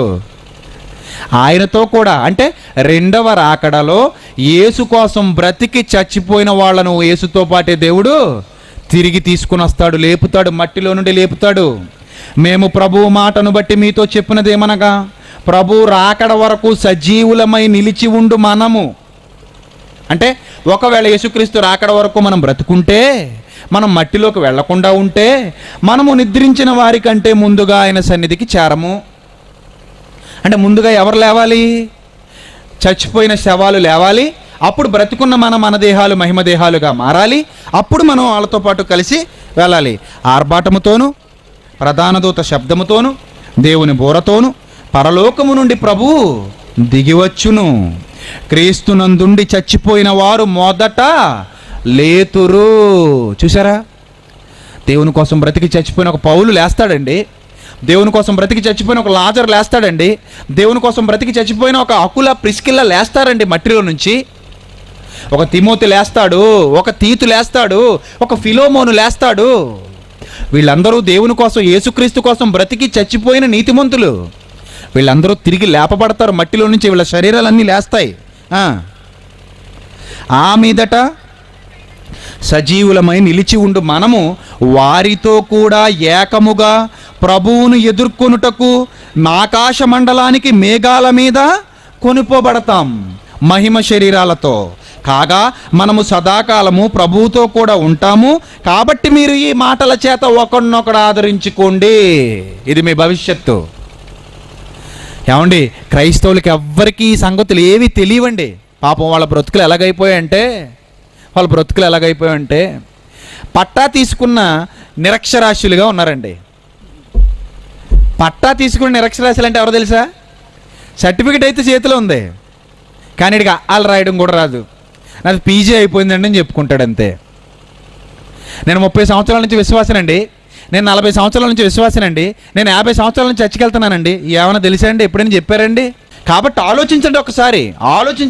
నా ఆవేదన మీకు అర్థం కావాలి. యేసుక్రీస్తు రాకడల్లో ఇదిగో శవాలు తిరిగి లేవబోతున్నాయి అని తెస్సలోనికి రాసిన పత్రికలో యేసుక్రీస్తు ప్రభువారు పౌలు ద్వారా చెప్పించిన సందర్భాలు మీరు విన్నారు. ఇది మనందరి భవిష్యత్తులో మనందరికీ జరగబోయే కార్యక్రమం ఇది. ఇక మరొక రెఫరెన్స్ చూపిస్తున్నాను, జాగ్రత్తగా చూడండి. ఎలా ఈ మహిమదేహం మారబోతుందో, ఎలా ఈ మహిమదేహం మన శరీరం మీదకి రాబోతుందో, ఈ సూటు మనం ఎలా ధరించుకోబోతున్నామో పౌలు ద్వారా దేవుడు మరొక సందర్భాన్ని చెప్పించాడు. 2 కొరింథీయులకు రాసిన పత్రిక 5వ అధ్యాయము ప్రారంభ వచనాన్ని చూద్దాం. 2 కొరింథీయులకు రాసిన పత్రిక 5వ అధ్యాయము ప్రారంభ వచనాన్ని జాగ్రత్తగా పరిశీలనాత్మకంగా చదవాలి. భూమి మీద మన గుడారమైన ఈ నివాసము. భూమి మీద మన గుడారం ఏది? మన ఆత్మకు భూమి మీద గుడారం ఏది? మన ఆత్మకు దేవుడేసిన గుడారం ఏది భూమి మీద? ఇదిగో ఈ 6 అడుగుల ఈ దేహం, లేకపోతే ఈ మట్టి కట్టే. అవునండి, భూమి మీద మన నివాసమైన ఈ గుడారము శిథిలమైపోవడం అంటే అర్థం ఏంటి? మట్టిలోనికి వెళ్ళిపోవడం. మనందరి దేహాలు మట్టిలోకి వెళ్ళిపోతాయి కదా. మన ముందు బ్రతికి చచ్చిపోయిన వాళ్ళందరి దేహాలు మట్టిలోనికి వెళ్ళిపోయాయి కదా. అంటే వాళ్ళందరి దేహాలు శిథిలం అయిపోయాయి కదా. అదే చెబుతున్నాడు పౌలు. మన దేహాలు ఈ మట్టిలో పడి శిథిలమైపోయినను మన చేతి పని కాక దేవుడి చేత కట్టబడిన నివాసము, నిత్యమైన నివాసము పరలోకమందు మనకున్నదని ఎరుగుదుము. మహిమ శరీరం గురించి మాట్లాడుతున్నాడు. మట్టి శరీరాన్ని ఇక్కడ డిజైన్ చేసి ఆదాముకి ఇచ్చాడు. మహిమ శరీరాన్ని ఎక్కడ డిజైన్ చేస్తున్నాడట? మహిమ శరీరాలు ఎక్కడ డిజైన్ చేస్తున్నాడట? మనకి పరలోకంలో డిజైన్ చేస్తున్నాడు. అదే చెబుతున్నాడండి పౌలు. భూమి మీద ఈ గుడారం శిథిలమైపోయినా చేతి పని కాక దేవుడి చేత కట్టబడిన ఒక నిత్యమైన నివాసం మనకి పరలోకంలో ఉంది. ఆ నివాసాన్ని మనం ధరించేసుకున్న తర్వాత, అంటే మహిమ శరీరం అనే సూటు ఈ శరీరం మీదకి వచ్చేసిన తర్వాత మనము దిగంబరులముగా కాక వస్త్రము ధరించుకున్న వారుగా కనబడతామట. ఈ శరీరం మీద వస్త్రం ధరించుకుంటే వస్త్రం ధరించుకున్న వారంగా కనబడతామా? వస్త్రం ధరించుకోకపోయినా వస్త్రం ధరించుకున్నట్టుగా కనబడతామా? చెప్పండి. వస్త్రం ధరించుకోలేదనుకోండి దేహం మీద, మనం అందరం దిగంబరులం. వస్త్రాన్ని ధరించుకుంటే దిగంబరులంగా కనబడం. కానీ రాబోయే మహిమదేహం యొక్క స్పెషాలిటీ పౌలు చెబుతున్నాడు. దానికి బట్టలు అవసరం లేదండి. రాబోయే మహిమదేహానికి బట్టలే అవసరం లేదట. కానీ ఎలా కనబడతారట? బట్టలు వేసుకున్నట్టుగా మీరు కనబడతారు. అది ఆ దేహం యొక్క స్పెషాలిటీ. తర్వాత, కాబట్టి పరలోకము నుండి వచ్చు మన నివాసము, అసలు సిసలైన ఆత్మ నివాసము, అసలు సిసలైన మహిమదేహము ఎక్కడ ధరించుకోవాలో తెలుసా? దాన్ని దీనిపైనే ఆ సూటు ధరించుకోవాలి. అందుకే మట్టిలో నుంచి దీన్ని తిరిగి లేపబోతున్నాడు. ఇది దేవుని యొక్క ప్రాజెక్ట్. మట్టిలో నుంచి దీన్ని ఎందుకు తిరిగి లేపుతానంటున్నాడు తెలుసా? దీని మీదనే ఆ రాబోయే దేహాన్ని నువ్వు ధరించుకోవాలి. ఈ రక్త మాంసాలు ఆ దేహాన్ని, ఆ సూట్ ధరించుకోవాలి. ఆ స్పేస్ సూట్ లేదా హెవెన్లీ సూట్, ఆ పరలోకపు నివాసం మనం దీని మీద ధరించుకొని. తర్వాత చూడండి, కాబట్టి పరలోకము నుండి వచ్చి నివాసము మన నివాసము ఈ శరీరం మీద, ఈ మట్టి కట్టె మీద ధరించుకోవాలి. కాబట్టి దానికోసం అపేక్ష, కోరిక, తీవ్రమైన నిరీక్షణ, దానికోసం అపేక్షిస్తూ దీనిలో మూలుగుతున్నాడటండి పౌలు. మూలగడం అంటే అర్థం ఏంటంటే మంచం మీద పడి మూలిగే వాళ్ళని మీరు చూస్తారు. ఎందుకు మూలుగుతున్నాడు? మూలగడం అంటే దేంటి? ఎప్పుడు ప్రయోగిస్తారు మూలగడం అనే పదాన్ని? బాధ తట్టుకోలేక మూలుగుతుంటాడు కదా. ఇష్టం లేని పని చేస్తున్నప్పుడు కూడా అందరూ ఏం చేస్తారు? ఎందుకు అలా మూలుక్కుంటూ చేస్తున్నాం అంటారు. అంటే పౌలు గారికి శరీరంలో ఉండటం ఇష్టం లేదండి, మూలుగుతున్నాడట ఇందులో ఉండి. ఎప్పుడు వెళ్ళిపోతా, ఎప్పుడు వస్తుందా ఆ దేహం నాకు, ఎప్పుడు నేను చచ్చిపోతానా, ఎప్పుడు కప్పెట్టబడతానా, ఎప్పుడు యేసుక్రీస్తు వస్తాడా, ఎప్పుడు నాకు ఆ దేహం ఇస్తుందా, నిరీక్షణ. ఎప్పుడు ఆ దేహాన్ని కట్టి మీద ధరించుకుని నా మహాలోకానికి వెళ్ళిపోతానని నిరీక్షణతో బ్రతుకుతున్నాడు. అదే పౌలు మనకు చెబుతున్నాడు. ఈ గుడారములో ఉన్న మనము భారము మోసుకొని మూలుగుచున్నాము. ఇది తీసివేయవలనని కాదు సుమా, ఇది తీసేసి కొత్తది ఇస్తాడని మీరు అనుకోకండి. ఇది తీసివేయవలనని కాదు, కానీ మత్స్యమైనది జీవము చేత మృంగివేయబడినట్లు. అంటే మత్స్యమైనది అంటే ఈ శరీరం మత్స్యమైపోయే శరీరం. ఇది దేని చేత మింగివేయబడుతుందట? జీవము కలిగిన శరీరంతో మింగివేయబడుతుంది. అంటే ఆ శరీరం ఈ శరీరం మీదకి రాగానే, ఆ సూటు దీని మీదకి రాగానే దీనికి కూడా ఏమొచ్చేస్తుంది? జీవం వచ్చేస్తుంది. మత్స్యమైనది జీవము చేత మింగబడినట్లు ఆ నివాసమును దీనిపైన ధరించుకొనగోరుచున్నాము. ఈ నిమిత్తము మనలను సిద్ధపరిచినవాడు దేవుడే. అంటే దీని మీదకి అది ఇవ్వడానికి ముందుది ఇచ్చాడు, తర్వాత అది ఇవ్వాలనుకుంటున్నాడు. ముందుది ఇచ్చాడు, తర్వాత మళ్ళీ అది ఇవ్వాలనుకుంటున్నాడు. అంటే ఇది దేవుని యొక్క ప్రణాళిక. ఆదాము ద్వారా ముందు ఈ దేహాన్ని పంపించేశాడు లోకంలోనికి, తర్వాత యేసుక్రీస్తుని పంపించి యేసుక్రీస్తు ద్వారా ఆ దేహాన్ని దీని మీదకి పంపించాలనుకుంటున్నాడు. ఈ రెండు దేహాలు కలిస్తేనే ఒక పరిపూర్ణమైన దేహంగా మారుతుంది. అదే పరలోకానికి వెళ్ళి నివసిస్తుంది, నిత్యత్వంలోనికి వెళ్ళగలుగుతుంది. ఈ దేహంతో మనం పరలోకానికి వెళ్ళలేము. రక్తమాంసాలు దేవుని రాజ్యాన్ని స్వతంత్రించుకొన నేరవు. కాబట్టి ప్రియమైన దేవుని వారలారా, రాబోయే ఈ శరీర భవిష్యత్తు ఏంటో మీకు క్లియర్గా అర్థమైపోయింది దేవుని మాటలను బట్టి. సమాధుల్లో నుండి శరీరాన్ని లేపుతాడు, ఆదాముకిచ్చిన ఈ శరీరం మీద యేసుకిచ్చిన శరీరాన్ని కప్పుతాడు. ఆ శరీరంతో మనల్ని పరలోకానికి తీసుకుని వెళ్తాడు. అయితే ఇప్పుడు మీరు మొదట చదువుకున్న వచనాన్ని వివరిస్తున్నాను, జాగ్రత్తగా వినండి. జీవ పునరుద్ధానము, తీర్పు పునరుద్ధానం. అంటే ఈ శరీరాన్ని జీవ పునరుద్ధానానికి వెళ్ళాలన్నా ఈ శరీరం కావాలి, తీర్పు పునరుద్ధానానికి వెళ్ళాలన్నా ఈ శరీరం కావాలి. ఈ శరీరాలతోనే, రాబోయే ఆ మహిమదేహంతోనే మనం జీవ పునరుద్ధానానికైనా వెళ్ళాలి, తీర్పు పునరుద్ధానానికైనా వెళ్ళాలి. ఇంతకీ జీవ పునరుద్ధానం ఏంటి, తీర్పు పునరుద్ధానం ఏంటి? ఆ రెండు జరిగేంత వరకు చచ్చిపోయిన వాళ్ళందరూ ఎక్కడున్నారు? పరలోకానికి ఎవరు ఇంకా వెళ్ళలేదు. మరి చచ్చిపోయిన వాళ్ళందరూ ఎక్కడికి వెళ్తున్నారు? నీతిమంతులు. చూస్తారా, లూకా సువార్త 16వ అధ్యాయం 19వ వచనం చూడండి. చచ్చిపోయిన నీతిమంతులు కానీ భక్తిహీనులు కానీ తాత్కాలికమైన ప్లేస్లో ఉన్నారు. వాళ్ళు తాత్కాలికమైన ప్లేస్లో ఉన్నారు. యేసుక్రీస్తు రెండవ రాకడలోనే అందరూ వస్తారు, ఒకేసారి వస్తారు. అప్పుడు అందరూ కలిసి పరలోకానికి వెళ్ళేవాళ్ళు పరలోకానికి వెళ్తారు, వేరే చోటికి తీర్పు పునరుద్ధానికి వెళ్ళేవారు తీర్పు పునరుద్ధానికి వెళ్తారు. ఇది భవిష్యత్తు. ఇది తెలియక అందరూ పరలోకానికి వెళ్ళిపోతున్నారని లేదా అందరూ నరకానికి వెళ్ళిపోతున్నారని భ్రమపడుతున్నారు. ఎప్పటి వరకు నరకానికి వెళ్ళిన వాడు ఎవడూ లేడు. బాగా వినాలి, బాగా వినాలి. రాత్రి మీరు చాలామందికి ఇంకా తెలియదు ఈ సంగతి. ఇప్పటి వరకు నరకానికి వెళ్ళినవాడు ఎవడూ లేడు, పరలోకానికి వెళ్ళినవాడు ఎవడూ లేడు. ఇప్పటి వరకు ఒక్కడు కూడా పరలోకం వెళ్ళలేదు. చచ్చిపోయిన వాళ్ళ నీతిమంతుల్లో, భక్తిహీనుల్లో ఒక్కడు కూడా నరకానికి వెళ్ళలేదు. మరి వీళ్ళందరూ ఎక్కడున్నారో చూపిస్తున్నాను, జాగ్రత్తగా చూడండి. పరలోకానికి వెళ్ళినవాడు యేసుక్రీస్తు ఒక్కడే. పరలోకానికి వెళ్ళినవాడు యేసుక్రీస్తు ఒక్కడే. నరకానికి వెళ్ళినవాడు సైతానుగాడు ఒక్కడే. అర్థమవుతుందా మీకు? అదే నరకంలో నుంచి సాతాను బయటకు వచ్చాడు. ఎప్పుడు? ఆదామును కలిగించిన తర్వాత దేవుడు మళ్ళీ సాతాన్ని రిలీజ్ చేశాడు. అప్పటి వరకు సాతాను ఎక్కడున్నాడో తెలుసా? నరకంలో బంధింపబడి ఉన్నాడు. నరకంలో బంధించిన వాడిని ఆదాము కాలంలో దేవుడు బయటికి తీసుకొచ్చాడు, పరీక్ష పెట్టాడు. అప్పటి నుంచి ఇప్పటి వరకు సాతానుగాడు భూమి మీదే ఉన్నాడు. ఆదాము పుట్టిన నాటి నుండి ఇప్పటి వరకు సాతాను భూమి మీద ఉన్నాడు. యేసుక్రీస్తు రెండవ రాకడ వరకు భూమి మీదే ఉంటాడు. యేసుక్రీస్తు రెండవ రాకడలో సాతాను యొక్క మరణం అని మీరు చదువుకున్నారు. కొరింథీయులకు రాసిన పత్రికలో కడపట శత్రువు యొక్క మరణము అని చదువుకున్నారు. అంటే యేసుక్రీస్తు ఆదాము పుట్టక మునుపు నరకంలో ఉన్నాడు అపవాది. యేసుక్రీస్తు పరలోకం నుండి వచ్చాడు, మరలా ఈ భూమి మీద నుండి మహిమ శరీరాన్ని సంపాదించుకుని ఎక్కడికి వెళ్ళిపోయాడు? అదే పరలోకానికి తిరిగి వెళ్ళిపోయాడు. కానీ ఎవరూ పరలోకానికి వెళ్ళలేదు. రెండవ రాకడలో ఆయనే పరలోకానికి తీసుకెళ్తాడు. ఇక చచ్చిపోయిన భక్తిహీనులు ఇంకా ఎవరూ నరకానికి వెళ్ళలేదు. రెండవ రాకడలోనే వాళ్ళు నరకానికి వెళతారు. దీనికి అద్భుతమైన ఉదాహరణ, ఇప్పటి వరకు మీరు కని విని ఎరుగినటువంటి విషయాలు చెబుతున్నాను, జాగ్రత్తగా చూడండి. లూకాసు వార్త 16:19 ఒకసారి చూడండి. లూకాసు వార్త 16:19 ధనవంతుడు ఉన్నాడు. ఆడు ఓదా రంగు బట్టలు సన్నప్రాణ వస్త్రాలు వేసుకుని బాగా సుఖపడ్డాడు. అదే అధ్యాయంలో లాజరు కూడా ఉన్నాడు. ఆ లాజరు దేవుని కోసం బ్రతికి చచ్చిపోయాడు. ఇద్దరూ ఒకరోజు చచ్చిపోయారు. ఇద్దరి శరీరాల్ని మట్టికి అప్పగించేశారు. ఇద్దరు చచ్చిపోయారు, ఇద్దరి శరీరాలు మట్టికి అప్పగించేశారు. ఇద్దరి ఆత్మలు బయటకు వచ్చాయి. బాగా వినాలి మీరు.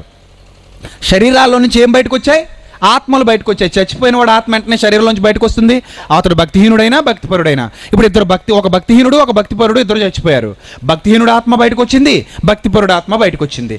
రెండు ఆత్మలు ఒక ప్లేస్లోనికే వెళ్ళాయి. ఎక్కడికి వెళ్ళాయో ఇప్పుడు జాగ్రత్తగా మీరు చదవగలిగితే, ఆ దరిద్రుడు చనిపోయి దేవదూతల చేత అబ్రహాము రొమ్మున అనుకొనుటకు కొనిపోబడిను. ధనవంతుడు కూడా చచ్చిపోయి పాతి పెట్టబడిను. అప్పుడు అతడు పాతాళములో బాధపడుచు. ఏమండి, ఇతను ఏ లోకంలో ఉన్నాడు? పాతాళ లోకంలో ఉన్నాడు. మీకు ఈ విషయాలన్నీ అర్థం కావాలంటే 3 లోకాల మర్మాలు అనే సందర్భాన్ని, పాఠాన్ని మీరు వినాలి. దానితో పాటు మరొక పాఠాన్ని మీరు వినాలి. ఈ సంగతులన్నీ మీకు అర్థం కావాలంటే ఆ పాఠం పేరు హేబేలు మొదలుకొని చచ్చిపోయిన వాళ్ళలో ఎవరైనా పరలోకానికి వెళ్ళారా? ఈ 2 పాఠాలు మీరు వింటే ఈ సందర్భాలన్నీ మీకు ఈజీగా అర్థమయ్యేవి. అయినా మీకు ఈజీగా అర్థమయ్యే విధానంలో నేను చెబుతాను, జాగ్రత్తగా వినండి. ఇద్దరు చచ్చిపోయారు. ఇద్దరు ఎక్కడికి వెళ్ళారట? పాతాళములోనికే వెళ్ళారు. ఇప్పుడు ఇద్దరు ఎక్కడున్నారు? పాతాళంలోనే ఉన్నారు. పాతాళంలో బాధపడుచు కన్నులు ఎత్తాడట. అంటే దూరము నుండి. అంటే ఇదే పాతాళ లోకంలో 2 ప్లేసులు ఉన్నాయి. ఒక ప్లేసు బాధ అనుభవించే స్థలం. ఈ బాధ అనుభవించే స్థలంలో ఎవరి ఆత్మలు ఉన్నాయట? భక్తిహీనుల ఆత్మలు ఉన్నాయి. ఈ బాధపడే ప్లేసులో భక్తిహీనుల ఆత్మలు ఉన్నాయి. ఏమండి, మరి నీతిమంతుల ఆత్మలు ఎక్కడున్నాయి? నీతిమంతుల ఆత్మలు ఎక్కడున్నాయి?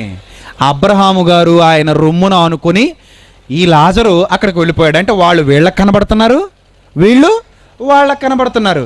ఇద్దరు అయితే ఎక్కడున్నారు? ఆ పాతాళ లోకంలోనే ఉన్నారు. ఒకరికొకరు కనబడుతున్నారు. ఇద్దరు పాతాళ లోకంలోనే ఉన్నారు. అంటే భక్తిహీనులు ఉండే ప్లేసు పాతాళలోనే ఉంది, భక్తిపరులు ఉండే ప్లేసు పాతాళలోనే ఉంది. ఇది 3 లోకాలలో 3వ లోకం. 2వ లోకం ఈ భూలోకం. మొదటి లోకం పరలోకం. ఇది బైబిల్ చెబుతున్న వివరణ, బైబిల్ ఇస్తున్న వివరణ. ఏమండి, ఇప్పుడు ఒకరికొకరు చూసుకుంటుంటే ఇతడు ఏం మాట్లాడుతున్నాడు చూడండి. 24వ వచనం. తండ్రివైన అబ్రహామా, నా యందు కనికరపడి తన వేలుకొనను నీళ్ళలో ముంచి నా నాలుకను చల్లార్చుటకు లాజరును పంపించవయ్యా అని అడిగాడు. నేను ఈ అగ్ని జ్వాలలో యాతన పడుచున్నానని అతని ఆత్మ కేకలు వేసి చెబుతుంది. అతని ఆత్మ, ధనవంతుని ఆత్మ కేకలు వేసి చెబుతుంది. అందుకు అబ్రహాము, కుమారుడా, ఇతనేమో దూరంగా అదే ప్లేస్లో ఉన్నాడు. అంటే ఒకరి మాటలు ఒకరికి వినబడుతున్నాయి, ఒకరినొకరు చూసుకుంటున్నారు. టోటల్గా ఇద్దరు ఏ లోకంలో ఉన్నారు? పాతాళ లోకంలో ఉన్నారు. అబ్రహాము కూడా ఆ పాతాళ లోకంలోనే నెమ్మది పొందుతున్నాడు. దాన్నే నెమ్మది పొందే స్థలము అన్నాడు. నెమ్మది పొందే స్థలంలో భక్తిపరులు ఉన్నారు, బాధ అనుభవించే యాతన పడే స్థలంలో ఎవరున్నారు? భక్తిహీనులు ఉన్నారు. రెండు పాతాళ లోకంలోనే ఉన్నాయి. అందుకు అబ్రహాము, నా కుమారుడా, నీవు నీ జీవితకాలమందు నీకు ఇష్టమైనట్టు సుఖం అనుభవించావు, అలాగే లాజరు అక్కడ కష్టం అనుభవించాలని జ్ఞాపకం చేసుకో. ఇప్పుడైతే వాడు ఇక్కడ నెమ్మది పొందుచున్నాడు. అంటే శాశ్వతంగా కాదు, తాత్కాలికంగా నెమ్మది పొందే స్థలం, తాత్కాలికంగా భక్తిహీనులు బాధ అనుభవించే స్థలం. రెండు స్థలాలు పాతాళంలో ఉన్నట్టుగా మనకు కనబడుతుంది. అది తాత్కాలికమే, ఇది కూడా తాత్కాలికమే. తర్వాత చూడండి, నీవు యాతన పడుచున్నావు, అంతేగాక 26వ వచనం జాగ్రత్తగా చూడాలి. ఎక్కడ నుండి మీ యొద్దకు దాటగోరు వారు దాటి పోజాలకుండునట్లు, అక్కడి వారు మా యొద్దకు దాటి రాజాలకుండునట్లు మాకు మీకు మధ్య మహాగాధముంచబడి ఉన్నదని చెప్పెను. అంటే ఇప్పుడు మనకి పాతాళ లోకంలో ఎన్ని ప్లేసులు కనబడుతున్నాయి? 3 ప్లేసులు కనబడుతున్నాయి. ఒకటి నీతిమంతులు నెమ్మది పొందే స్థలం, రెండవది భక్తిహీనులు యాతన పడే స్థలం, మూడవది మధ్యలో ఉన్న అగాధం. అగాధం అంటే ఈ అగాధంలో ఏముంది? యెషయా గ్రంథం 14వ అధ్యాయం జాగ్రత్తగా చూడండి, 15వ వచనం. నీవు పాతాళమునకు నరకములో ఒక మూలకు తోయబడితివి. అంటే నరకం కూడా ఎక్కడుంది? ఇప్పుడు పాతాళ లోకంలోనే ఉంది. అంటే సాతానుని వాడి అనుచరుల్ని దేవుడు తోసేసింది ఎక్కడికి? ఇప్పుడు పాతాళ లోకంలో అగాధమని పిలువబడుతున్న నరకములోనికి. అంటే పాతాళ లోకంలో 3 ప్లేసెస్ ఉన్నాయి. నెంబర్ 1 నీతిమంతులు నెమ్మది పొందే స్థలం, నెంబర్ 2 భక్తిహీనులు యాతన పడే స్థలం, నెంబర్ 3 ఈ రెండింటి మధ్యలో ఉన్న అగాధం. ఇది పాతాళ లోకం యొక్క పరిస్థితి. ఇప్పుడు నీతిమంతులు నెమ్మది పొందే స్థలాన్ని ఏమంటారు? మరొక పేరు కూడా దీనికి ఉంది. ఆ పేరేంటో మీరు చూడగలిగితే 2 కొరింథీయులకు రాసిన పత్రిక 12వ అధ్యాయము 2వ వచనం త్వరగా చూడాలి. క్రీస్తునందున్న ఒక మనుష్యుని నేను ఎరుగుదును, అతడు 14 సంవత్సరముల క్రిందట 3వ ఆకాశమునకు కొనిపోబడెను. 3వ ఆకాశం, 3వ లోకంలో ఉన్న 3వ ఆకాశం గురించి మాట్లాడుతున్నాడు. పాతాళ లోకంలో ఉంది అది. అతడు శరీరంతో కొనిపోబడెనో నేను ఎరుగను, శరీరము లేక కొనిపోబడినో నేను ఎరుగను, అట్టి మనుష్యుని నేను ఎరుగుదును. అతడు పరదైసులోనికి కొనిపోబడి వచింప సఖ్యము కాని మాటలు వినెను. ఒక నీతిమంతుడు చచ్చిపోయి ఎక్కడికి వెళ్ళాడట? పరదైసులోనికి వెళ్ళాడు. అంటే నీతిమంతులు నెమ్మది పొందే స్థలానికి మరో పేరేంటి? పరదైసు. పరదైసు అన్నా నీతిమంతులు నెమ్మది పొందే స్థలం అన్నా ఒకటే. యేసుక్రీస్తు కంటే ముందు పుట్టిన భక్తిపరులు కానీ, యేసుక్రీస్తు తర్వాత పుట్టిన భక్తిపరులు కానీ, యేసుక్రీస్తు రెండవ రాకడ ముందు చచ్చిపోయిన భక్తిపరులు అందరూ ఎక్కడికి వెళ్ళిపోవాలి? తాత్కాలికంగా నెమ్మది పొందే పరదైసుకు వెళ్ళిపోవాలి. ఆదాం మొదలుకు నేటి వరకు చచ్చిపోయిన భక్తిహీనులందరూ ఎక్కడికి వెళ్ళిపోవాలి? తాత్కాలికంగా యాతన అనుభవించే ఆ బాధాకరమైన ప్రదేశానికి వెళ్ళిపోవాలి. ఇక మధ్యలో ఉన్నదాన్నే అగాధము అన్నాడు. అగాధం గురించి మరొక అద్భుతమైన రెఫరెన్స్ మీరు చూడగలిగితే పేతురు రాసిన 2వ పత్రిక 2వ అధ్యాయము 4వ వచనం చూడండి. పేతురు రాసిన 2వ పత్రిక 2వ అధ్యాయము 4వ వచనం. దేవదూతలు పాపము చేసినప్పుడు దేవుడు వారిని విడిచిపెట్టక పాతాళ లోకమందలి కట్టిక చీకటి గల బిలములలోనికి త్రోసి తీర్పునకు కావలిలో ఉంచబడు వరకు వారిని అప్పగించెను. చూసారా? అంటే నరకం గురించి మాట్లాడుతున్నాడు. ఇది ఎక్కడుందని చెప్తున్నాడు? మళ్ళీ పాతాళ లోకంలో అగాధం, కటిక చీకటి గల బిలం, అందులో అపవాదున్నాడు. ఇప్పుడు జాగ్రత్తగా మీరు వినగలిగితే పరదైస్ అంటే నీతిమంతులు నెమ్మది పొందే ప్రదేశం. యేసుక్రీస్తు చనిపోయిన తర్వాత ఎక్కడికి వెళ్ళారు? యేసుక్రీస్తు చనిపోయిన తర్వాత ఈ భూలోకాన్ని విడిచిపెట్టి ఎక్కడికి వెళ్ళారు? దొంగతో ఏమన్నారు? యేసుక్రీస్తు దొంగతో ఏమన్నారు? సిలువ మీద ఉన్న దొంగతో, నేడు నీవు నాతో కూడా పరదేశంలో ఉంటావు. అంటే యేసుక్రీస్తు ఎక్కడికి వెళ్ళినట్టు? అదే పరదేశంలోనికి వెళ్ళాడు. 3 రోజులు నీతిమంతులతో పాటు ఉన్నాడు. 3 రోజుల తర్వాత మళ్ళీ భూలోకానికి వచ్చాడు. తన శరీరాన్ని తీసుకున్నాడు. దాని మీద దేవుడిచ్చిన మహిమ శరీరాన్ని సూటు ధరించుకున్నాడు. ఆ 40 రోజులు అనేక మందికి కనబడ్డాడు. తర్వాత వెళ్ళి పరలోకంలో దేవుని కుడిపార్శ్వ ఉన్న సింహాసనం మీద ఆసీనుడయ్యాడు. ఇప్పుడు 2వ రాకడలో తిరిగి రాబోతున్నాడు. 2వ రాకడలో వచ్చినప్పుడు పరదైసులో ఉన్న నీతిమంతుల ఆత్మలు బయటకు వస్తాయి, వాళ్ళ శరీరాలు తీసుకుంటాయి. అలాగే యాతన పడుచున్నప్పుడు, ధనవంతులు వెళ్ళిపోయిన యాతన పడుచున్న ప్రదేశంలో ఉన్న ఆత్మలు బయటకు వస్తాయి, వాళ్ళ శరీరాలు తీసుకుంటాయి. అంటే యేసు 2వ రాకడలో రెప్పపాటున అందరి ఆత్మలు భూమి మీదకి వచ్చి ప్రకృతి అప్పగించిన శరీరాలన్నిటినీ తీసుకోవాలి. ఇందులో బిన్ లాడెన్ ఉంటాడు, అబ్రహాం ఉంటాడు. అర్థమవుతుందా? ఇందులో దొంగలు ఉంటారు, మంచోళ్ళు ఉంటారు, ఇందులో నీతిమంతులు ఉంటారు, అనీతిమంతులు ఉంటారు, ఇందులో భక్తిపరులు ఉంటారు, భక్తిహీనులు ఉంటారు. మొత్తం చచ్చిపోయిన గుంపు అంతా ఎన్ని కోట్ల మంది చచ్చారో అన్ని కోట్ల మంది భూమి మీదకి రావాలి. ఎందుకు? చచ్చిపోయిన ప్రతి ఒక్కరి శరీరం ఎక్కడుంది మీరు చెప్పండి. ఆదాం మొదలుకొని నేటి వరకు చాలామంది పుట్టారు, కోట్ల మంది పుట్టారు, కోట్ల మంది చచ్చిపోయారు. అందరి శరీరాలు ఎక్కడున్నాయి? అందరి శరీరాలు ఎక్కడున్నాయి? భూమి మీద కదా ఉన్నాయి, భూమిలోనే కదా ఉన్నాయి, ప్రకృతిలోనే కదా ఉన్నాయి, పంచభూతాల్లోనే కదా ఉన్నాయి. ఇవన్నీ బయటకు వస్తాయి. పరదేశంలో ఉన్నవాళ్ళు బయటకు వస్తారు, యాతన పొందే స్థలంలో ఉన్నవాళ్ళు బయటకు వస్తారు. అప్పుడు ఆయన శబ్దము విని మృతులు జీవ పునరుద్ధానానికి, తీర్పు పునరుద్ధానానికి బయటికి వచ్చేదరని యోహాను సువార్త 5:29-29 వచనాల్లో మీరు చదువుకున్న మాట జ్ఞాపకం చేసుకుంటూ దీన్ని ఆలోచించండి.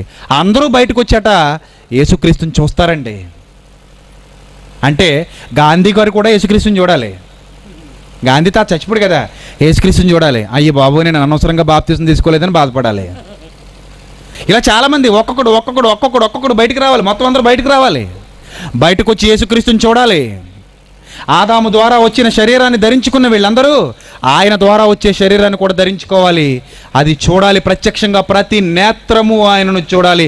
ఇది దేవుని శాసనం. ప్రకటన గ్రంథం 1వ అధ్యాయం 7వ వచనం. ప్రకటన గ్రంథం 1వ అధ్యాయం 7వ వచనం. ఇదిగో ఆయన మేఘారూఢుడై వచ్చుచున్నాడు, ప్రతి నేత్రము ఆయనను చూచును. చూసారా దేవుడు ఎలా మాట్లాడుతున్నాడో? ప్రతి నేత్రము చూడాలి. ఈరోజు యేసుని ఒప్పుకున్నవాడు చూడాలి, యేసును ఒప్పుకోలేని వాడు చూడాలి, యేసు కులం తక్కువ దేవుడు అన్న దరిద్రుడు చూడాలి, యేసు మత ప్రబోధకుడు అన్నవాడు చూడాలి, యేసు విదేశీ దేవుడు అన్నవాడు చూడాలి, యేసు అసలు దేవుడే కాడన్నవాడు చూడాలి, యేసు చనిపోలేదన్నవాడు చూడాలి, యేసు గురించి భిన్నంగా మాట్లాడిన వాడు చూడాలి, యేసు గురించి భిన్నమైన కథనాలు ప్రసారం చేసిన దిక్కుమాలిన వాళ్ళు చూడాలి. యేసును వ్యతిరేకించిన ప్రతి ఒక్కడి నేత్రము ఆయనను చూడాలి. ఇది ఆయన రాకడలో జరగబోయే భవిష్యత్తు. ప్రపంచానికి ఇది తెలీదు, ప్రపంచానికి సంగతులు ఏవీ తెలీదు. ప్రతి ఒక్కడు ఆయనను చూడబోతున్నాడు. ప్రతి నేత్రము, సమాధులలో ఉన్న వాళ్ళందరూ బయటకు వస్తారు. పరదేశంలో ఉన్న వాళ్ళు కానివ్వండి, పాతాళ లోకంలో యాతన అనుభవిస్తున్న వాళ్ళు కానివ్వండి, అందరూ బయటికి రావాలి. అందరూ యేసుక్రీస్తుని చూడాలి. ప్రతి నేత్రము ఆయనను చూచును. ఆ తర్వాత చూడండి ఏమంటున్నాడు? ఆయనను పొడిచిన వారు కూడా చూడాలి. పొడిచాడు కదా, చచ్చిపోడా లేదా అని ఈట పట్టుకుని వెళ్ళి పక్కలో పొడి చూసాడట ఒక సైనికుడు. అప్పుడు రక్తము నీళ్లు కారాయి. వాడు కూడా వస్తాడు కదా, మరి ఆయన మీద ఉమ్మేసిన వాళ్ళు కూడా వస్తారు కదా, ఆయన వ్యతిరేకించిన దొంగ బోధకులు, ప్రధాన యాజకులు, శాస్త్రులు వాళ్ళు వస్తారు కదా బయటికి. ఆయనకు ముళ్ళ కిరీటం పెట్టిన వాళ్ళు కూడా బయటికి రావాలి కదా, ఆయనను గుద్దిన వాళ్ళు కూడా బయటికి రావాలి కదా. గుద్ది ఏమన్నారట? యేసు నేను గుద్దిన వాడు ఎవడో చెప్పని అడిగారట. వెనక నుంచి గుద్ది వాళ్ళు కూడా బయటకు వస్తారు. అందరూ బయటకు వస్తారు. ఆయనను పొడిచిన వారు ఆయనను చూతురు. భూజనులందరూ ఆయనను చూచి రొమ్ము కొట్టుకుందురు. అవును ఆమేన్ అన్నాడండి. ఇది జరుగునుగాక అని యోహానుతో పరిశుద్ధాత్ముడు చెబుతున్నాడు. ఇది జరుగునుగాక. రావాలి, ఎవడైనా బయటికి రావాలి.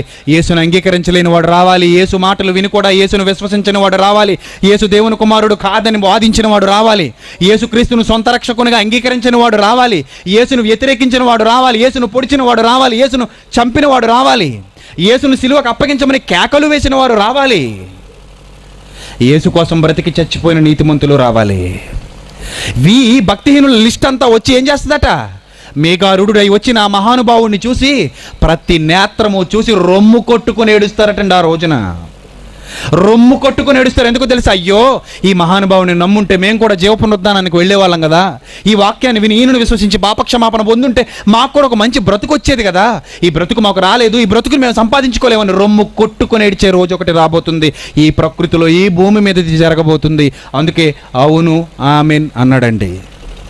ఇది రాబోయే భవిష్యత్తు. ఎంతమందికి తెలిసి భవిష్యత్తు రాబోతుందని? చచ్చిపోతాం, వెళ్ళిపోతాం, ఏవి జరగదు అనుకోకండి. అదే తీర్పు దినం. తీర్పు జరగబోయే దినం అదే. ఆ దినాన ప్రతి ఒక్కడు క్రీస్తు న్యాయపీఠం ఎదుట ప్రత్యక్షము కావాలను రావాలి. ప్రతి ఒక్కడు ఆయన న్యాయపీఠం ముందు ప్రత్యక్షం కావాలి. వాని క్రియలను బట్టి ప్రతి వానికి తీర్పు తీర్చబడను. విత్ ఇన్ సెకండ్స్, రెప్పపాటున అందరూ శరీరాలు తీసుకోవాలి. తీర్పు అయిపోయింది ఆల్రెడీ. ఎప్పుడైపోయింది తీర్పు? పాతాళ లోకంలో యాతన పడే స్థలానికి వెళ్ళాడంటే ఆడు ఎక్కడికి వెళ్ళడానికి నిర్ణయింపబడినవాడు? నరకానికి వెళ్ళటానికి నిర్ణయింపబడినవాడు. పరదైసులో నెమ్మది పొందే స్థలానికి వెళ్ళాడంటే అతను ఎక్కడికి వెళ్ళడానికి నిర్ణయింపబడినవాడు? పరలోకానికి వెళ్ళటానికి నిర్ణయింపబడినవాడు. ఇప్పుడు పరలోకానికి ఈ దేహాలతో మేఘమండలాల మీద వాళ్ళు వెళ్ళిపోతారు. ఈ యాతన పొందే స్థలంలో, తాత్కాలికంగా యాతన పొందే స్థలంలో ఉన్న వాళ్ళందరూ ఎక్కడికి వెళ్ళిపోతారు? నరకానికి వెళ్ళిపోతారు. అక్కడ అగ్ని ఆరదు, ఆత్మ చావదు. ఏ సాతానుకైతే నరకాన్ని సిద్ధం చేశాడు, అపవాదికిని వాని దూతలకును సిద్ధపరచబడిన నరకాగ్నిలోనికి పోవుడి. ఎడమ పక్కనున్న వారలారా, కుడి పక్కనున్న వారలారా, మీరు నా కోసం బ్రతికారు కాబట్టి నా తండ్రి మీకోసం సిద్ధపరచబడిన రాజ్యమును స్వతంత్రించుకొనుడి. ఇది యేసు రాకడలో జరగబోతుంది. మత్తయి సువార్త 10వ అధ్యాయము 28వ వచనం. మరియు ఆత్మను చంపనేరక దేహమునే చంపు వారికి భయపడకుడి గాని ఆత్మను, తర్వాత తర్వాత తర్వాత దేన్ని? దేహమును. ఎక్కడికి? నరకానికి. ఇంకా దేహం ఆత్మ నరకానికి వెళ్ళలేదు నాయన. ఇప్పుడు నువ్వు చచ్చిపోతే నువ్వు దేవుని కోసం బ్రతికేవాడివి అయితే పరదైస్కి వెళ్తావు. మీలో చాలామంది టిక్కెట్లు ఇప్పుడు పరదైస్కి వెళ్ళేలా లేవు, నాకు తెలుసు, అది మీకు తెలుసు. చాలా టిక్కెట్లు రాలిపోతాయి ఇక్కడ. ఏమండి, ఇప్పుడు చచ్చిపోతే నువ్వు నిజంగా దేవుడు అనుకున్న విధంగా దేవుడి కోసం బ్రతికిన వాడు అయితే పరదైస్కి వెళ్తుంది నీ ఆత్మ. నీ శరీరం మట్టిలో మేము కప్పెట్టేస్తాం. నువ్వు దేవుని కోసం బ్రతకకుండా చచ్చినోడు అయితే నీ శరీరాన్ని మట్టిలో కప్పెట్టేస్తారు. నీ ఆత్మ మాత్రం ఎక్కడికి వెళ్తుంది? యాతన పొందే స్థలం, అదే ధనవంతుడున్న స్థలానికి వెళ్తుంది. ఒక్కసారి ధనవంతుడున్న స్థలానికి వెళ్ళిపోయావు అనుకో, నువ్వు నరకానికి కన్ఫర్మ్ అనమాట. పరదైసులో వెయిటింగ్ లిస్టులో ఉన్న వాళ్ళు పరలోకం కోసం వెయిట్ చేస్తున్నారు. నా బాధ అనుభవించే యాతన పొందే స్థలంలో వెయిటింగ్ లిస్టులో ఉన్న వాళ్ళు దేనికోసం వెయిట్ చేస్తున్నారు? నరకం కోసం వెయిట్ చేస్తున్నారు. వాస్తవం చెప్తున్నాను, ఇప్పుడు వినండి. నరకానికి వెళ్ళాలంటే ఏ దేహంతో వెళ్ళాలి? అగ్నిలో కాలని దేహంతో వెళ్ళాలి. ఇది అగ్నిలో కాలే దేహమా, అగ్నిలో కాలని దేహమా? ఇది అగ్నిలో కాలే దేహం. ఇప్పుడు నేను నరకానికి పంపించడానికి దేవుడు ఏ దేహం ఇవ్వాలనుకుంటున్నాడు తెలుసా? అగ్నిలో కాలని దేహాన్ని ఇవ్వాలనుకుంటున్నాడు. అదే మహిమ దేహం. అది అగ్నిలో పడుతుంది, నాశనం కాదు, అలా కాలుతూనే ఉంటుంది. ఇప్పుడు పరలోకానికి వెళ్ళాలి, ఈ రక్త మాంసాలతో వెళ్ళలేవు. మరి ఎలా నిన్ను పంపించాలి? ఒక మహిమ దేహాన్ని నీకు ఇచ్చి శాశ్వతంగా సుఖాలు అనుభవించే లోకానికి ఉన్నతమైన దేహం, అదే యేసుకి ఇవ్వబడిన దేహం. ఆ దేహంతో నిన్ను అక్కడ తీసుకెళ్ళబోతున్నాడు. 2 దేహాలు ఒకటే, ఎలాంటి వ్యత్యాసం లేదు. నరకానికి వెళ్ళే దేహము ఒకటే, పరలోకానికి వెళ్ళే దేహము ఒకటే. అది కాలిపోని దేహము, ఇది కాలిపోని దేహము. అది నశించని దేహము, ఇది నశించని దేహము. అది మర్త్యము కాని దేహము, ఇది మర్త్యము కాని దేహము. రాబోయే భవిష్యత్, ఈ శరీరం తిరిగి లేపబడాలి. ఆదాము ద్వారా వచ్చిన మట్టి దేహాన్ని సంపాదించుకున్నాం, యేసుక్రీస్తు ద్వారా వచ్చే మహిమ దేహాన్ని కూడా సంపాదించుకోవాలి. ఆ మహిమ దేహాన్ని ఎలాగూ సంపాదించుకుంటావు. నువ్వు దేవుని కోసం బ్రతికినా నీకు మహిమ దేహం ఇవ్వబడుతుంది. దేవుడి కోసం బతకకపోయినా నీకు మహిమ దేహం కన్ఫర్మ్. మహిమ దేహం మాత్రం కన్ఫర్మ్. అది ఎలాగో నువ్వు ధరించుకోవాలి. ఎందుకు? మట్టి నుండి పుట్టిన వాని పోలికను ధరించుకున్న ప్రకారము పరలోక సంబంధి పోలికను కూడా ధరింతుము. ఎవడైనా సరే పరలోక సంబంధి పోలికను కూడా ఈ శరీరం మీద ధరించాలి. కానీ సమస్య ఏంటంటే కాలని దేహంతో ఆరని అగ్నిలోనికి వెళ్ళావనుకో, అగ్ని ఆరదు, శరీరం చావదు.